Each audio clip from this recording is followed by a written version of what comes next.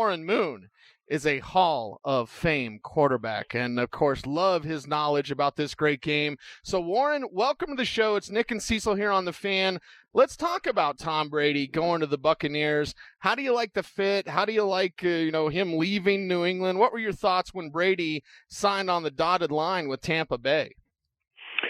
I was a little bit sad that he did leave New England because you would love as a player to play with one organization your whole career and finish it out that way. And not a lot of guys are able to do that, but there have been a number of guys who have done that. You look at even John Elway right there in Denver. He never played for another organization, or Dan Marino.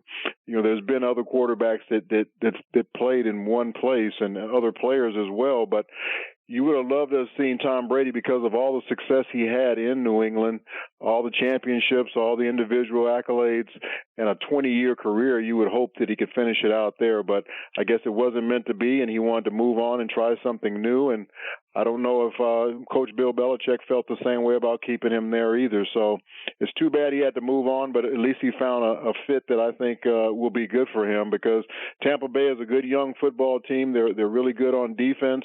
They have great weapons on the offensive side of the ball, and all they need is a guy like Tom who has that winning pedigree to kind of show them the way. So hopefully it's a good marriage for him. Warren, how has the success of quarterbacks like Patrick Mahomes and Lamar Jackson changed how league evaluators look at athletic quarterbacks? Well, it's not only those guys. You look at Deshaun Watson. I mean, there's a lot of guys around the league, Dak Prescott. You just have to be a little bit more athletic nowadays in order to play the position, because defenses have become so fast on that side of the football. You've got defensive ends that are running, 4.5, 4.4 coming off the edges, and you're going to have to be a little bit more athletic in order to make those guys miss from time to time, because these big offensive tackles aren't going to be able to block those guys all the time. So having a little bit more athleticism is only going to help you, and it's not just the African American quarterbacks. You look at Josh Allen in Buffalo. You look at the young kid coming out, Joe Burrow, I think out of LSU. He's very, very mobile, and there's a lot of other guys around the league that have that mobility that are able to make a guy miss, and you're going to have to be able to do that and be able to create with your legs at times. He is Warren Moon, Hall of Fame quarterback, joining Nick and Cecil right here on The Fan. And Warren, I've always said that this league is kind of missing a developmental league for quarterbacks, whether it is the USFL back in the day, the World League, right, the XFL, what have you. We're seeing that a little bit now with like PJ Walker. But do you think that this league would benefit, because we don't get that Brad Johnson, Jake Delhomme, Kurt Warner type of story for those guys that had to go over to Europe and play or whatever. It seems like that's missing from today's game. Do you agree with that sentiment? Yeah, I do, but I really think that's where the XFL steps in, and it's too bad that we're going through this coronavirus thing that ended their season very early, but they were off to a great start this year as far as giving young guys who might not be ready for the NFL a chance to develop and maybe get that opportunity to play in the NFL one day. And I think it's the perfect venue for them. They're playing in the spring. There's no competition with the NFL.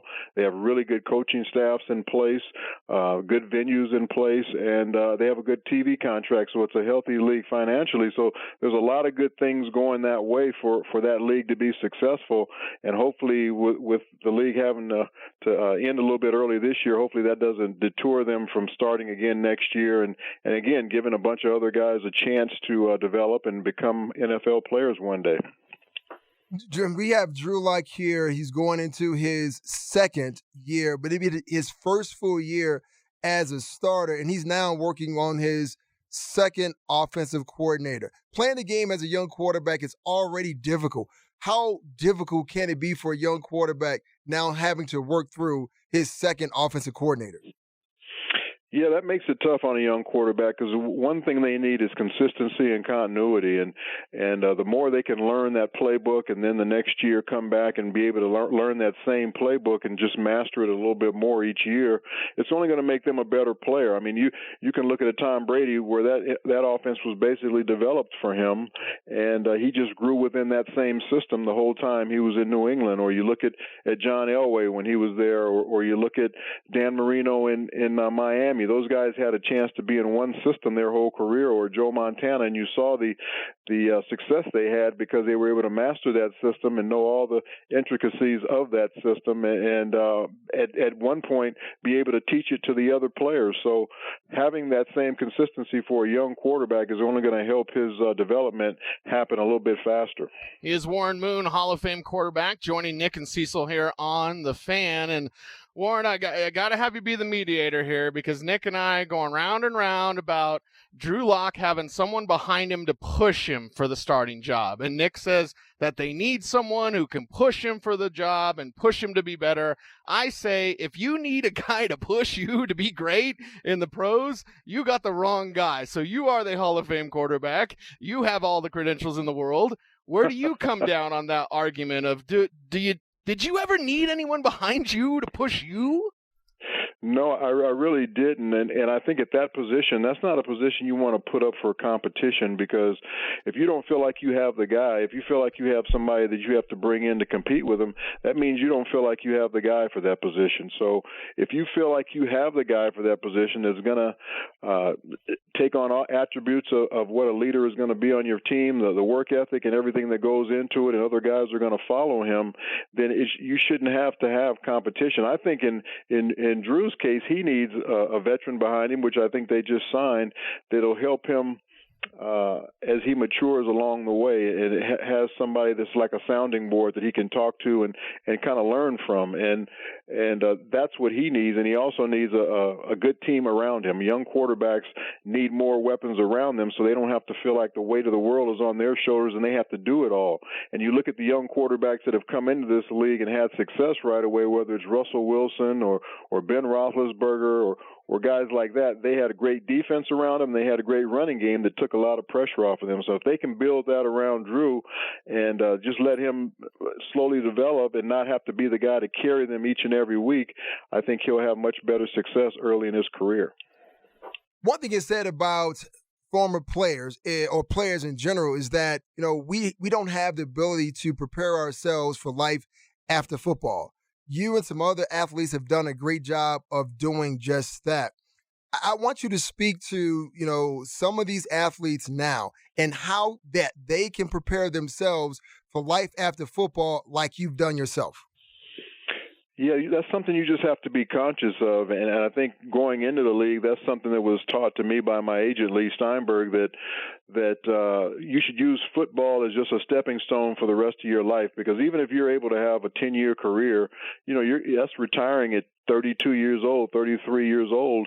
What do you do with the rest of those working years you have left to live? What do you want to do with that time?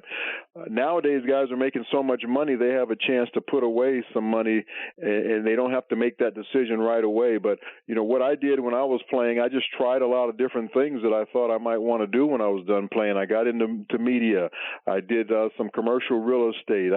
I got into some marketing. I did lots of different things in the off season just to see what it was I wanted to do when I got done playing the game, and also invested my money very well. So I think guys have to be conscious of the fact that football is not going to last forever. For most guys, it doesn't last over 3 or 4 years. So that's something you have to really think about and understand that it's not going to be there forever. You're not going to make that type of money forever. So you better start thinking about what you want to do when the game is over right now while you're playing it, and use those relationships that you develop while you're playing the game to maybe help you as you think about what your next career might be. Warren, I want to piggyback off that. My final question for you, I appreciate your time as always, but what Nick said about, thinking about life after football, is there a balance for a player, and quarterback specifically, right? Because you hear a young player talk about my brand this and my brand that, and you're like, you got to worry about your game, not about your brand. But, there has to be a balance, though, right? Because as Lee told you, football's not going to be there forever. No, it isn't. And a lot of guys forget about where the bread is buttered. Football is what butters your bread when you're playing the game. So you better become the best football player that you can become first before you start trying to do other things, because you can be, like I said, out of this league very quickly. That NFL sometimes stands for not for long if you're not playing well. And you better make sure you're doing everything you can to be the best football player you can be so you can last as long as you possibly can. And if you can do that, you can can really make a nice little life for yourself if you save your money and have a long career. But if you don't, then that's a fault of yours, because you're thinking about too many other things and not worrying about the most important thing, which is the football player. And the better football player is going to be around a lot longer than, all those likes and the social media aspect of it. You'll make a lot more money playing football than doing that. Warren, man, I know these are some rough times that we're living in, and I appreciate any time that you can actually give us on the program.